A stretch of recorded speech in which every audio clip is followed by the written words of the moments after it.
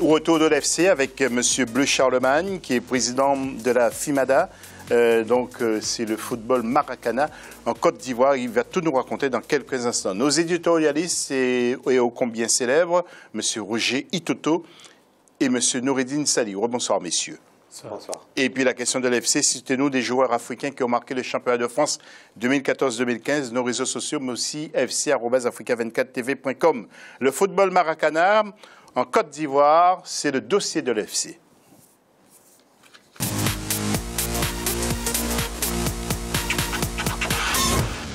Alors, gros plan sur le Maracana, une discipline sportive créée en Côte d'Ivoire, qui aujourd'hui a acquis ses lettres de noblesse et est en train justement de séduire le monde entier. C'est du football pratiqué sur un terrain aux dimensions réduites et qui est un véritable phénomène social en Côte d'Ivoire. C'est un facteur de rassemblement et de cohésion sociale. Les Maracaniers, comme on les appelle, cultivent la convivialité, la fraternité et l'amitié.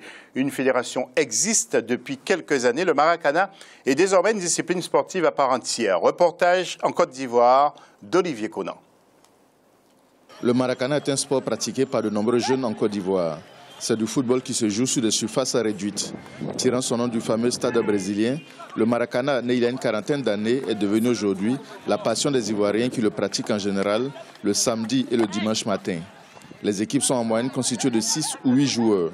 Les particularités du Maracana, ce sont d'abord la rapidité du jeu au plan technique et l'occasion de renforcement des liens de fraternité au plan social. C'est une famille, le Maracana.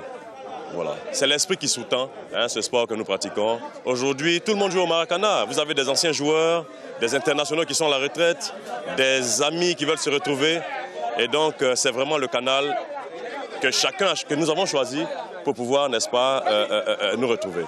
Le week-end, les jours fériés, nous avons l'obligation de nous retrouver par rapport à l'amicale que nous avons créée et par rapport au Maracana que nous jouons. Et c'est pour renfermer les liens. Depuis une dizaine d'années a été créée la FIMADA, Fédération ivoirienne de Maracana et disciplines assimilées. Cette fédération a entrepris d'organiser le jeu et de créer des compétitions pour en faire un sport officiel avec ses règles et ses infrastructures. 150 clubs sont formellement affiliés à la fédération et participent aux compétitions. Nous avons un championnat national qui cette année a fait 18-20 journées. Et la Coupe nationale, 20 journées aussi à peu près. Et nous jouons à Soubré, à Mans, à Agboville, à Boisseau, à Abidjan, à Yamoussoukro. Toutes les contrées du pays reçoivent des journées de Maracana. Le Maracana n'est plus un sport pratiqué uniquement par les Ivoiriens. Il a aujourd'hui acquis une dimension internationale. Après l'organisation de 3 Coupes d'Afrique des Nations, la discipline est en train de se vulgariser dans le monde entier. Une fédération internationale est envisagée pour faire du Maracana un sport planétaire. Monsieur Bleu Charlemagne, j'ai vu que vous regardiez avec passion ce reportage d'Olivier Conan. Ouais. Il vous a été sensible, hein? Oui, bien entendu. Mais avant cela, je voudrais vous exprimer encore une fois la gratitude de toute la Côte d'Ivoire, parce que vous savez que avoir accès à un plateau de télévision, ce n'est pas donné, surtout quand vous sortez d'une contrée comme chez nous, ce n'est pas simple. Et donc ici, je voudrais solennellement, avant d'entrer dans les détails, vous remettre cette invitation, vous remettre officiellement cette invitation au nom donc, du chef de l'État et du gouvernement ivoirien qui ont cru en nous et qui donc, le président Alassane et son gouvernement, le 3 juin dernier, qui ont bien voulu, j'allais dire, candidater à 2 postes, la présidence de la future Fédération internationale, mais plus important, surtout, leur candidature au siège donc, de la future Fédération internationale. La Côte d'Ivoire est prête actuellement à abriter le siège de la future Fédération internationale. Pour ces faits, je voudrais vous en remercier parce que c'est la toute première fois que j'ai l'occasion d'être ici et d'en parler non seulement à toute l'Afrique, mais également à tout le monde entier. Voilà, vous savez que de toute façon, bon, déjà dans un premier temps, je suis très touché par cette invitation. Merci. Et bien entendu, je ferai le maximum pour y être. Merci. Et puis, vous dire aussi qu'Africa 24, c'est son rôle, hein. C'est toute l'Afrique entière et nous sommes là pour justement être un peu le porte-parole de l'Afrique. Alors, justement, cette discipline, quelle est son histoire? Parce qu'on l'a dit et répété, c'est que la Côte d'Ivoire qui pratique de manière assidue. Alors, l'histoire, c'est quoi? Pourquoi le Maracana se retrouve d'un coup en Côte d'Ivoire? Expliquez-nous. Merci beaucoup. Vous savez qu'à l'époque, quand ça se créait, nous étions encore au cours primaire pour certains. On appelait à l'époque cours bleu également les jardins d'enfants. Nous étions encore très jeunes. Et nos aînés universitaires à l'époque, vous savez, le président Feu Félix Houphouët-Boigny aimait l'excellence. Et c'est ce qui se traduit aujourd'hui par toutes ces journées d'excellence que son fils, Alassane Ouattara, essaie de continuer, d'entretenir au niveau de la Côte d'Ivoire. Aimer l'excellence en ceci que quand vous êtes premier ou parmi les meilleurs de votre promotion annuellement, au classement, donc, il permettait au ministre de l'Enseignement supérieur et à celui donc, de l'économie et des finances d'accorder des bourses de vacances à des étudiants, à des élèves, à des primériens même, pour aller à des destinations de leur choix. C'est comme ça que certains de nos aînés ont bien voulu aller au Brésil pour y découvrir le stade mythique à Rio de Maracana. Et autour de cela, ils ont également découvert, justement, dans les favelas, que les mêmes pratiques qui se faisaient dans les rues de Trècheville, de Yopougon, de Daoukro, de Mans, etc., se retrouvaient dans les favelas de Rio.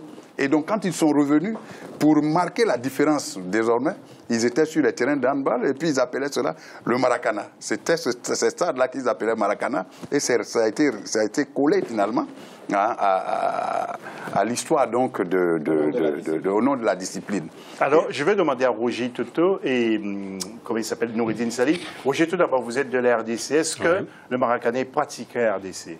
On pratiquait différemment parce que quand on a échangé avant l'émission, nous à l'époque on mettait un pierre d'un côté, l'autre de l'autre côté, on jouait 6 contre 6 et il n'y avait pas de gardien, il fallait toucher la pierre qui était derrière. Donc là ça permettait d'être techniquement être très à l'aise et en même temps moi comme j'en ai parlé, c'est une très très bonne idée parce que ça permet aux joueurs africains de revenir à ce qu'on faisait bien parce que là techniquement donc on travaillait techniquement et en même temps physiquement. Donc ces petits jeux qu'on avait l'habitude, j'ai l'impression qu'on a perdu en venant ici en Europe. Et donc là, c'est pour ça que j'en félicite en disant simplement, on est derrière vous, il faut pousser parce que ça mérite d'être connu que la plupart des pays d'Afrique, qu'on revient à cette discipline de Maracana parce que ça permet de pouvoir rivaliser les uns avec les autres sur le terrain qui est Maracana. Alors, avant de retrouver Noureddine Sali, nous allons retrouver Joseph-Antoine Bell, Monsieur Charlemagne, je reviens vers vous tout à l'heure. Alors, Joseph, vous n'auriez pas pu jouer le Maracana aujourd'hui parce qu'on joue sans gardien. Vous seriez un peu handicapé, mon cher Joe. Bonsoir.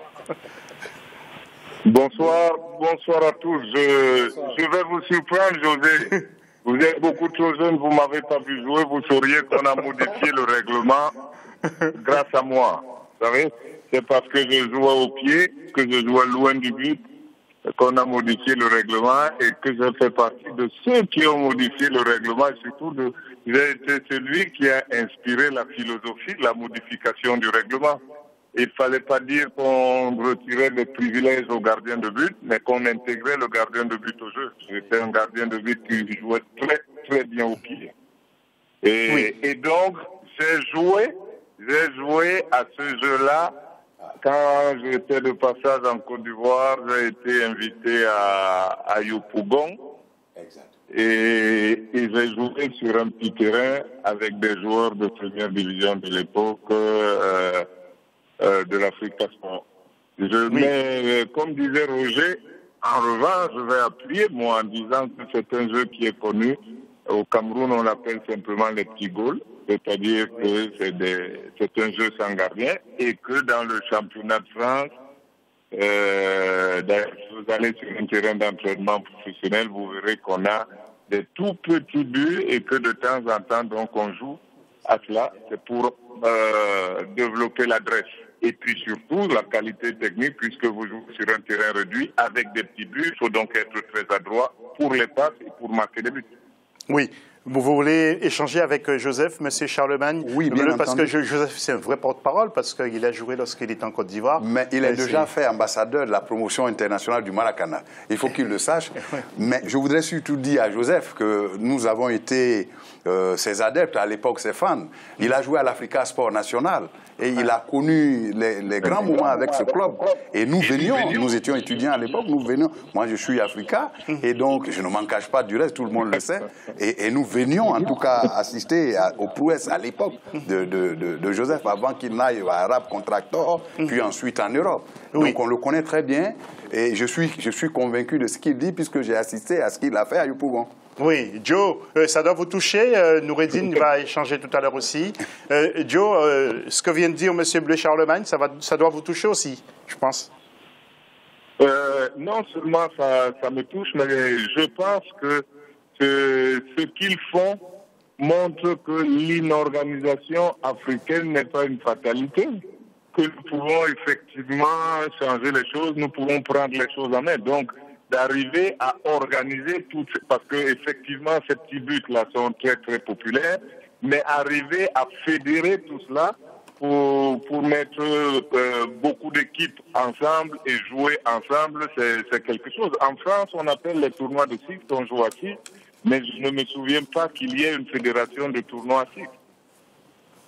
Voilà. Eh bien, Joe, merci beaucoup et on se retrouve lundi prochain. Noureddine, un petit mot avant de conclure avec M. Bleu Charlemagne. Au Maroc, non, on ne connaît pas ce football. Si, c'est un petit peu partout en Afrique. Vous savez, l'appellation change d'un pays à un autre. C'est vrai que nous aussi, on l'appelle les petits buts au pays.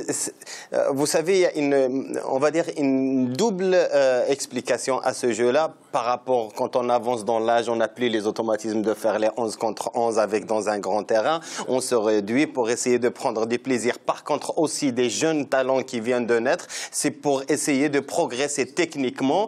Ça aide beaucoup les jeunes joueurs à on va dire, une grande performance dans l'aspect technique. Donc, et après, surtout, peut-être M. Charlemagne va nous expliquer, il y a pas que l'aspect sportif, il y a l'humain aussi qui engendre beaucoup de bonnes choses juste après des rencontres pareilles. La troisième mi-temps. Justement, il va nous en parler parce que le Tinko, alors, il y a beaucoup de licenciés, j'imagine. J'ai vu des images aussi. Hein, oui, bien entendu. Où non seulement, c'est même pas du football, comme disait Noureddine, mais c'est une fête autour. Oui, d'accord. C'est véritablement une fête. Le troisième aspect, donc, le plus important, après l'organisation, la compétition, c'est la fête.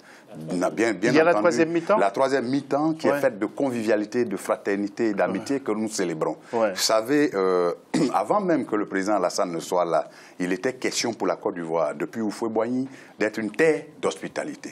Et elle a toujours été. Et donc, le Maracana a contribué énormément à la confirmation sur le terrain de cette vision-là, qui est cette politique, mais également sociale. Donc, pour nous, aujourd'hui, c'est que quand nous finissons dans une région donnée, une région où toutes les disciplines ne sont pas pratiquées au niveau des compétitions, mais le Maracana est pratiqué. J'appelle par exemple Diokwe. Quand vous prenez Diokwe, ça vous dit quoi? Ça vous dit une des régions qui a été meurtrie par la crise post-électorale. D'abord même la crise tout court et ensuite celle post-électorale. Mais nous avons organisé constamment depuis 2011 des compétitions nationales là-bas. Et donc ça permet à ceux du sud d'aller vers l'ouest, à ceux du nord d'aller vers l'ouest et dire aux gens de Diokwe par exemple, pour ne citer que cette ville-là, que vous êtes aussi, vous comptez pour la Côte d'Ivoire, vous comptez pour vos autres frères. Vous tenez vraiment à défendre bec et ongle cette discipline, et ça je vous comprends parfaitement. Je voulais aussi vous demander, quels sont les prochains grands moments? Il y a une fédération que vous comptez, bien sûr, installer le siège en Côte d'Ivoire. Oui, bien entendu. Donc à Abidjan précisément. Bien entendu. Et quels sont les prochains grands rendez-vous pour clore? Les prochains grands rendez-vous, c'est d'abord donc la Coupe d'Afrique des Nations, la 4e édition à Lomé.